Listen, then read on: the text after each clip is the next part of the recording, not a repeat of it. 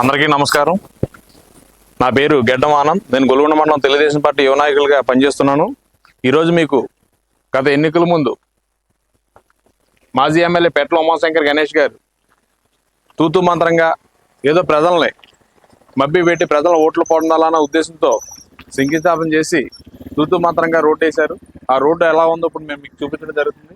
ఎన్నికల ముందు ప్రజలను మబ్బి పెట్టాలన్న ఒక ఉద్దేశంతో, ప్రజల ఓట్లు పొందాలన్న ఉద్దేశంతో ఎన్నికలు వారం రోజులు ఉందనగా ఏదో తూతూ మంత్రంగా రోడ్డు వేసి నాణ్యత లేని రోడ్డు వేయడం జరిగింది.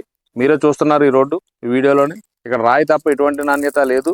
కేవలం ప్రజల ఓట్లు పొందాలన్న ఒక ఉద్దేశంతోనే ఈ రోడ్డుని వేయడం జరిగింది తప్ప ఎటువంటి నాణ్యత లేదు. ఇలాంటి నాణ్యత లేని రోడ్లు వేసి మీరు ఈరోజు మా అయ్యన్న పాత్రి గారి గురించి మాట్లాడడం, అయ్యన్న పాత్రి గారిని విమర్శించడం సరికాదు.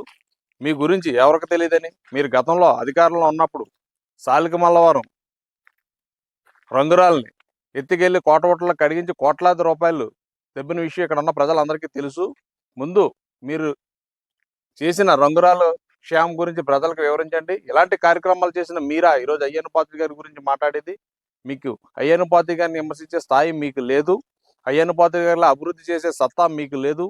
ఈరోజు నర్సీపట్నం నియోజకవర్గంలో కేవలం ఒక గొలుగొండ మండలానికి 100 కోట్ల నిధులు ఇచ్చిన ఘనత అయ్యన్న పాత్రి గారిది. ఈరోజు ఈ 24 నెలల్లోనే ఒక్క పాతమల్లంపేట పంచాయతీకే 5,70,00,000 రూపాయల నిధులు ఇచ్చి ప్రతి మారుమూల గ్రామానికి, ప్రతి ఇంటింటికి పక్కా సిమెంట్ రోడ్డు వేయడం జరిగింది. అలాగే ఒక నర్సీపట్నం మున్సిపాలిటీ పరిధిలో చూసుకుంటే 35 కోట్లతో అభివృద్ధి చేయడం జరిగింది. ఈ నర్సీపట్నం నియోజకవర్గం మొత్తం మీద 415 కోట్ల నిధులతో అభివృద్ధి చేసిన సత్తా అయ్యన్న పాత్రి గారిది. అలాంటి నాయకుడిని మీరా విమర్శించేది?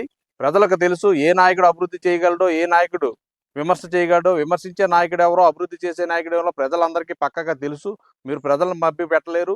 ఈరోజు నర్సీపట్నంలో జరుగుతున్న అభివృద్ధిని, ఈరోజు నర్సీపట్నంలో చెరువు దగ్గర నిర్మించున్న శివుడు పార్వతి విగ్రహాన్ని, 108 అడుగుల విగ్రహాన్ని ప్రపంచంలో ఎక్కడా లేని విధంగా ఈరోజు ఎంతో ఆజ్ఞాత్మకంగా అయ్యన్న పాత్రి గారు స్టార్ట్ చేయడం జరిగింది. ఇవన్నీ చూసి వారం లేక మీరు ప్రజలను తప్పుదోవ పట్టాలన్న ఒక ఉద్దేశంతో అయ్యన్న పాత్రి గారిని విమర్శిస్తున్నారు. ఇలా విమర్శిస్తే మిమ్మల్ని ఊరుకునేదే లేదు. ఇదంతా ప్రజలు గ్రహిస్తున్నారు. ఈ నర్సీపట్నం నియోజకవర్గంలో ఒక గుడైనా, బడైనా, హాస్పిటల్ అయినా ఏదైనా అభివృద్ధి చేయాలంటే ఆ సత్తా అయ్యన్న పాత్రి గారికే ఉంది తప్ప అయ్యన్న పాత్రి గారిలా అభివృద్ధి చేసే సత్తా మీకు లేదు.